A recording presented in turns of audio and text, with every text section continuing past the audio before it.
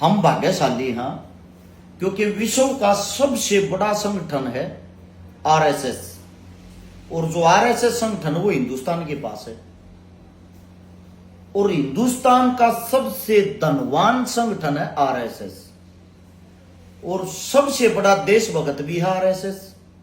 RSS संगठन का ये कहना है भारत के ऊपर अगर कभी कोई बात आई तो सबसे पहले जान देने के लिए हम तैयार रहेंगे। आप लोगों की जान तो चाहती नहीं, आप धनवान हो तो आप लोगों का धन चाहता है। पंजाब, जम्मू कश्मीर, हिमाचल और अब तो हरियाणा का भी कुछ हिस्सा बाढ़ की चपेट में आ गया। क्या इतने बड़े संगठन ने अभी तक आप लोगों के लिए, आप लोगों की दुआ के लिए एक पोस्ट डाली? आप लोग बाढ़ से पीड़ित हो, हिंदुस्तान का हिस्सा होगे। क्या आरएसएस ने अपनी जेब से, संगठन ने कोई पूंजी निकालकर आप लोगों की मदद की, या वही काम हाथी के दांत दिखाने के और खाने के ओर?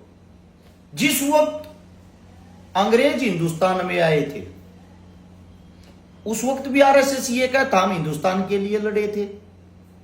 हमने आज तक किसी संगठन के आदमी का नाम शहीदी में तो सुना नहीं है। अगर आप लोगों ने सुना हो को शहीद हुआ है संगठन का तो मुझे जरूर बताना। अगर आज आरएसएस संगठन ने कोई भी पोस्ट या कहीं कोई भी दान बाढ़ पीड़ितों को दिया हो तो कृपया करके मुझे जरूर भेजना, ताकि मैं भी उनकी पोस्ट को डाल सकूं। अब बात आती है उस सिख कौम की, जिस सिख कौम से गुरु गोविंद सिंह जी से ऐसे ऐसे बहादुर थे जिन्होंने अपने छोटे छोटे 4 बच्चों को हिंदुस्तान के लिए, आप लोगों के लिए कुर्बान कर दिया था। शहीद आजम भगत सिंह उसी पंजाब से आते हैं। मात्र 23 साल की उम्र में हंसते हंसते देश के लिए जान दे दी थी, और उन्हीं महापुरुषों को,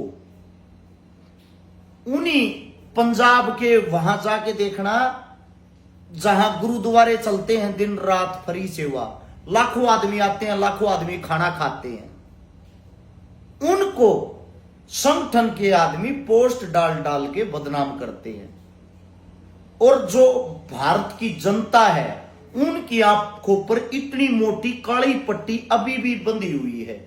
वे अभी भी इस संगठन के आदमियों को ही देश का सबसे बड़ा हिस्सा, सबसे ताकतवर और सब कुछ मानते हैं।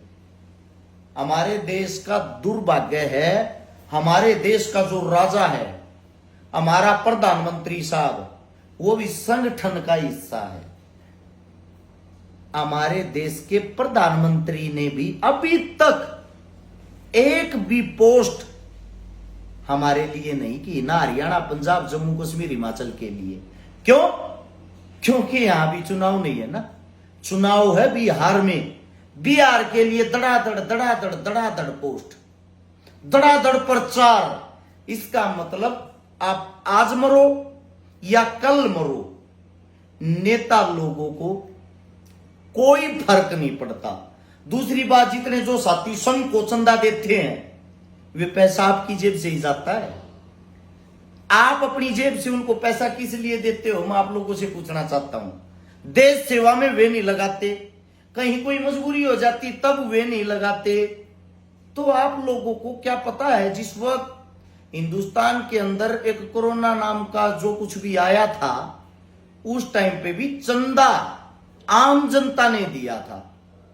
आज बाढ़ आ रही है, आप भी चंदा आम जनता दे रही है, एक दूसरे का साथ आम जनता दे रही है। फिर ये जो ऐसे ऐसे इतने बड़े बड़े संगठन, ट्रस्ट ये बना रखे, इनका फायदा क्या है जब ये देश के कहीं कोई भी हालत उसमें काम ही नहीं आते। मैं आज भी कहता हूं, पहले भी कहता था, जिंदगी भर कहता रहूंगा, अगर हकीकत में आप लोगों ने भगवान देखना है, पंजाब जाओ, पंजाब भी छोड़ो, हिंदुस्तान के अंदर जहां भी गुरुद्वारा हो, गुरुद्वारे में जाओ। सिख कम्युनिटी असलियत की भगवान है।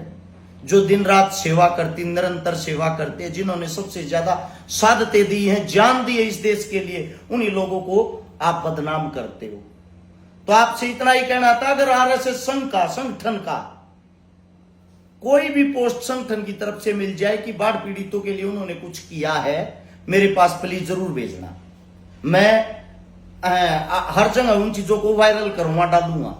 यह आप सभी से विनती है। और इस वीडियो को ज्यादा से ज्यादा शेयर करना, अगर हकीकत में मैं अच्छी बात कर रहा हूं तो।